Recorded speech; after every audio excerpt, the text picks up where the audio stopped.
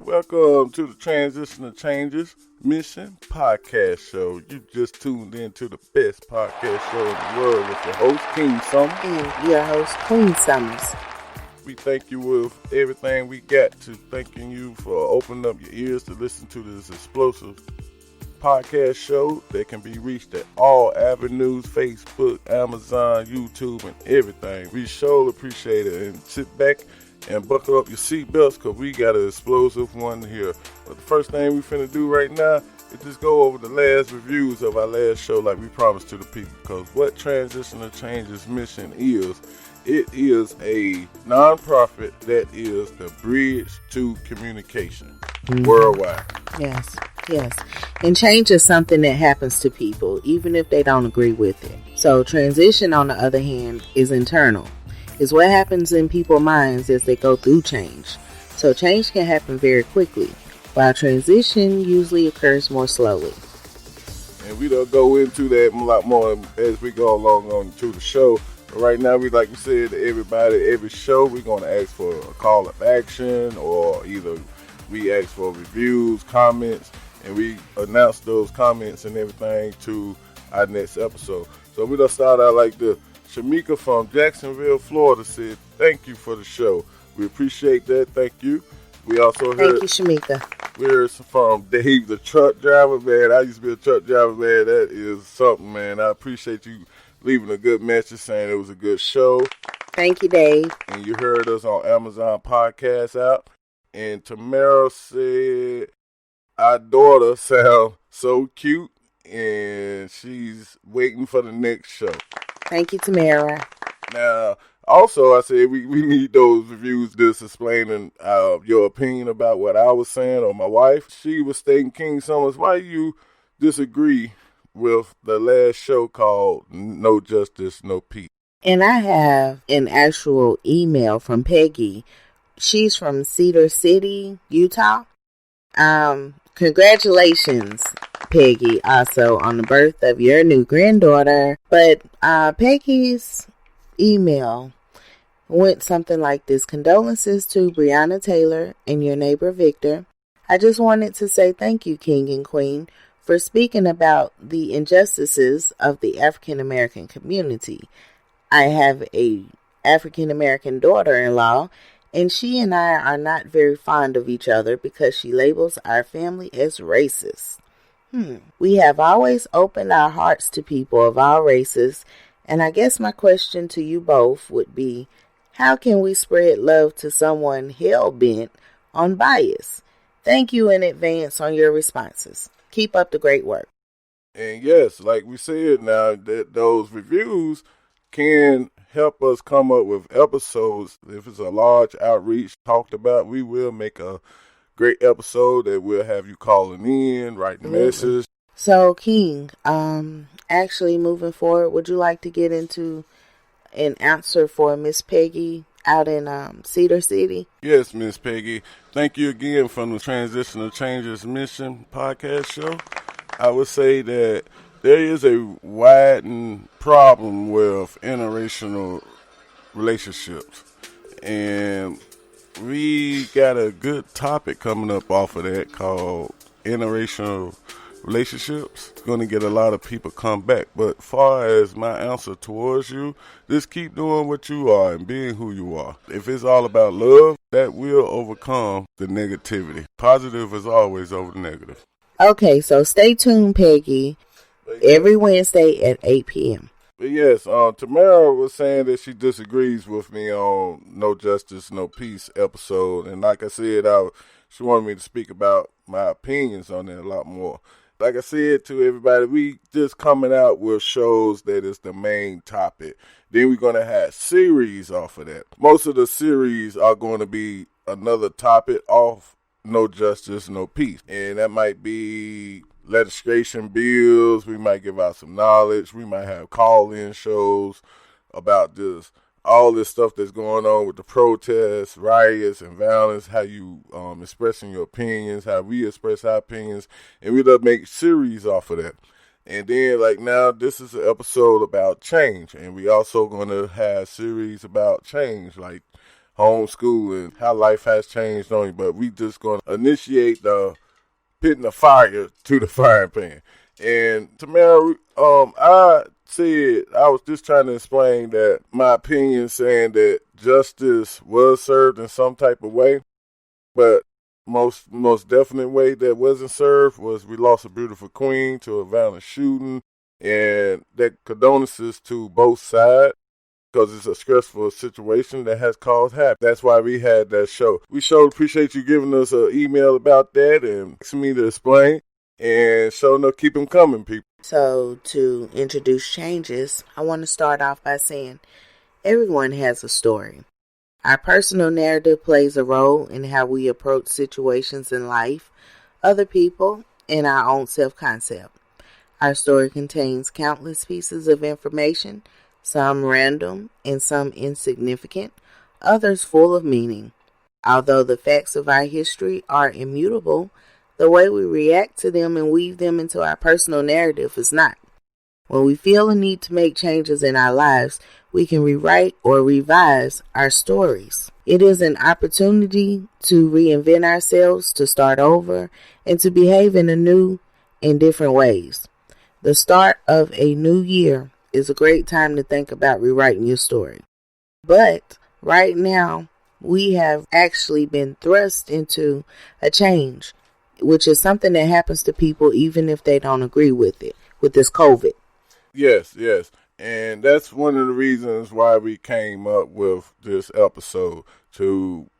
At this episode here, you are finna tune in, buckle up your seatbelts, because me and my wife, we just gonna give y'all a little taste of how we embracing changes in our lives. And we thought about it, man, I'm talking about from 2016. A transitional change came out of nowhere, unplanned, but it was the best blessing that I ever got in my life. I have two blessings, but the first one came, my princess came in 2016, and boom, yeah, she came out of nowhere like God just came down and delivered the baby and handed the baby in my hand. I look at that picture and tears still come in my eyes. So let me ask you, King, do you feel like Joseph when the angel came to him and told him that Mary was having a baby? That's what it sounded like. Yeah. If you can sit there and say she's Jesus, then that's what she is.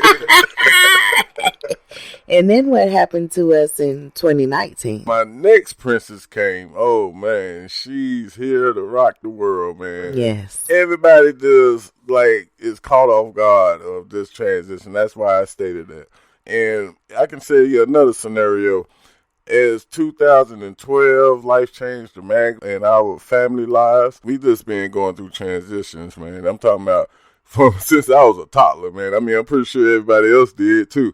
But you just got to recognize these changes, embrace them. And that's what we're going to talk about on this show. I can sit here and say, man, 2015, when my baby came in 2016, that was a change that my body was trying to and tune me to say that a change is coming. People can recall me from 2015 to 16, man. I've been walking around on eggs.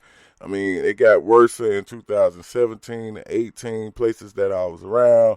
The hairs on my neck was just going crazy. My wife was asking me why I can't get no regular sleep. Why is I'm so jittery? And I was even asking her, do you feel like something finna go on? Something is finna happen or anything? People were like, no. Couldn't really catch on to what I was saying, but my body was, after I got finished meditating, man, and seeing it coming, I just, when I was just like Jesus walking around trying to speak prophecies to people. And you know what happened to him. So that's what was going on. And bang, y'all, 2019 came, and sure enough, man, change just started coming around. And I was just speaking out to people saying, like, I knew something was going to happen. I wouldn't wish this on nobody, but no, I'm going to sit here and say this. Change ends up being beautiful. I mean, I'll give an example. Caterpillar going into a cocoon don't look too good. It look like something dead hanging off of a tree or something like that. And that caterpillar was walking, and just they sitting there, came something finna happen. He might not didn't know, but within his DNA, it might have gave him insight. But transformation was finna happen regardless. Once that caterpillar got in that ugly cocoon and came out of it, man, it was a beautiful butterfly. I give that example to the seasons. The seasons change. I mean, we got a lot of holidays coming up, man. We got Thanksgiving, Halloween, Thanksgiving, Christmas, New Year's, everything, man. And I'm not finna sit here and say 2020 was the worst year of my life. Ain't no years worse than me, man. Because once life slow down for you and you start getting in tune, man, you'll recognize the greatest gift that you got. If you are above 6 feet, can I get a hand clap? And that's the main gift that you got. Not 6 feet apart, but 6 feet above ground.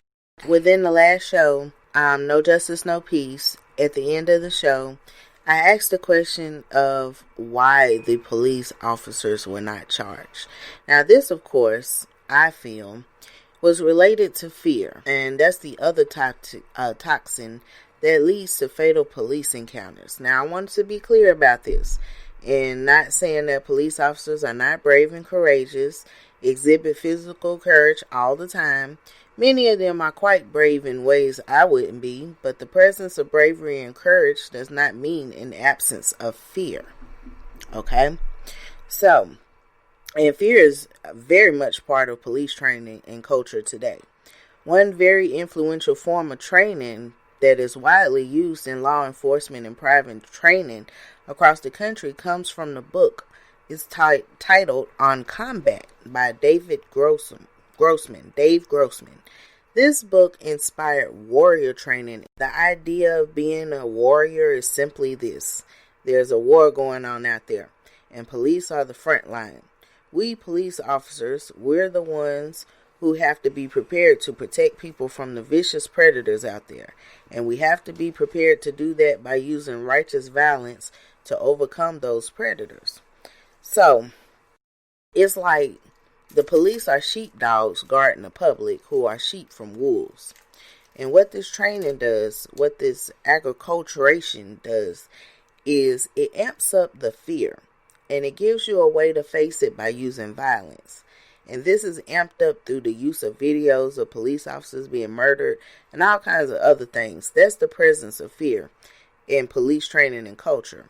So to lower fatal police encounters, I suggest that police departments move away from the warrior policing to guardian policing, where we take care of our neighbors and we protect and serve them as neighbors. And we are guardians, police officers, that is, of the public peace and tranquility. That's what we want our police to do besides answering real emergencies for us.